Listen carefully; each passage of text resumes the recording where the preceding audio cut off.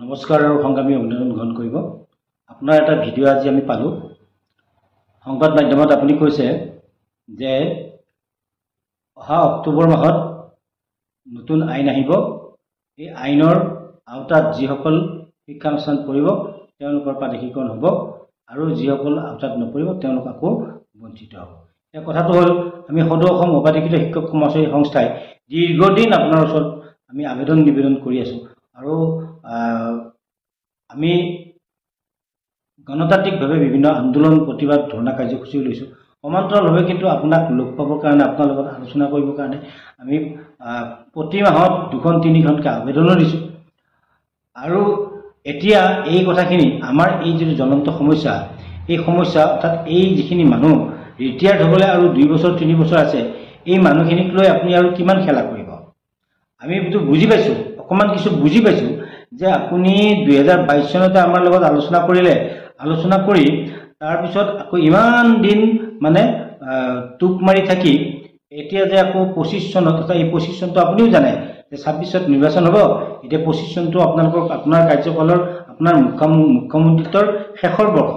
এই বৰ্ষটোৰ আকৌ কি কৰিছে, একে শেষৰ বিধানসভাখনত আমাৰ বিধেয়কখন আনিব, আইনখন আনিব। তাৰপিছত বাৰু আপুনি আমাক প্ৰাদেশিকৰণ কেতিয়া কৰি দিব? আপুনি নিজেও কওকচোন, আমাক কিমান বুৰ্বক সাজিছে বাৰু আপুনি বা অসমৰ মানুহক আমি কিমান বুৰ্বক সাজিছে। গতিকে এই কথাখিনিত আমি অত্যন্ত দুখ পাইছোঁ। আপুনি ইচ্ছা কৰিলে ইয়াতকৈও এই প্ৰাদেশিকৰণ, যিটো প্ৰাদেশিকৰণ যদি আমাৰ এই বিভাগীয় শিক্ষক আৰু এই শিক্ষানুষ্ঠানখিনি যে প্ৰাদেশিকৰণ কৰে, অসমৰ ৰাইজে কোনোৱে আপোনাক বেয়া নাপায়, কোনোৱে আপোনাক বেয়াকৈ নাপায়, আপোনাক ভাল পাব, আশীৰ্বাদ দিব। কিন্তু সেই কামটো আপুনি নকৰি, কিন্তু ইয়াতকৈ কিন্তু নকৰিবলগীয়া কাম কিছুমান কিন্তু আপুনি কেবিনেটতে আলোচনা কৰি আছে। আমাৰ এই বিষয়টো, এই প্ৰাদেশিকৰণ কৰিবলগীয়া শিক্ষানুষ্ঠানখিনি আৰু শিক্ষকখিনি আপুনি কেবিনেটতে সিদ্ধান্ত কৰি আমাৰ বিভাগীয় যাৱতীয় যিখিনি কাম কাজ, এই কাম কাজখিনি আপুনি ত্বৰান্বিতভাৱে কৰি এই মানুহখিনিক অকণমান জীয়াই থাকিবলৈ সম্বল দিবৰ কাৰণে আপোনাৰ মানসিকতাই কিয় কোলোৱা নাই? কিয় আপোনাৰ হৃদয়খন গলা নাই? আচৰিত পাইছোঁ আপোনাৰ মানসিকতাক।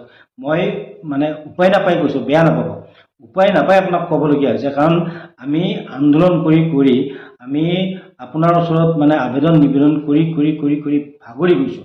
আচৰিত পাইছোঁ আপোনাৰ মানসিকতাক, যে কি কাৰণত বাৰু এই সমস্যাটোক আপুনি পিছুৱাই নিয়ে একদম শেষৰ কাৰ্যকালটোৰ শেষৰ বিধানসভাখনলৈ লৈ গ'ল, য'ত বিধানসভাৰ হয়তো 2-3 মাহ পিছতে অধিসূচনা জাৰি হ'ব।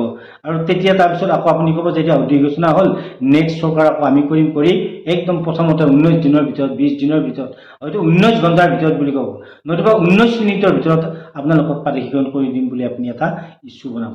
যেনেকৈ পঞ্চায়ত নিৰ্বাচনৰ আগে আপুনি প্ৰাদেশিকৰণৰ বিষয়টো গোটেই সভাবিলাকত কোনোৱে নুসুধোতে আপুনি ভাষণত ক'লে, আৰু এতিয়া যেই পঞ্চায়ত নিৰ্বাচনত আপোনালোক জিকি গ'ল, পঞ্চায়ত নিৰ্বাচন শেষ হ'ল, পঞ্চায়ত গঠন হ'ল, এতিয়া আকৌ এই গোটেই বিষয়টো সাংবাদিকে সুধিলে আপুনি থোৰতে কিবা এটা কৈ থৈ দিয়ে। আৰু আমি ইমান আবেদন নিবেদন কৰি আছোঁ, আমাৰ লগত আলোচনা কৰিবৰ কাৰণে আপোনাৰ আপত্তি কিহত? আমাৰ লগত আলোচনা কৰিবৰ কাৰণে আপোনাৰ দুৰ্বলতা কিহত? অত্যন্ত ৰহস্যজনক।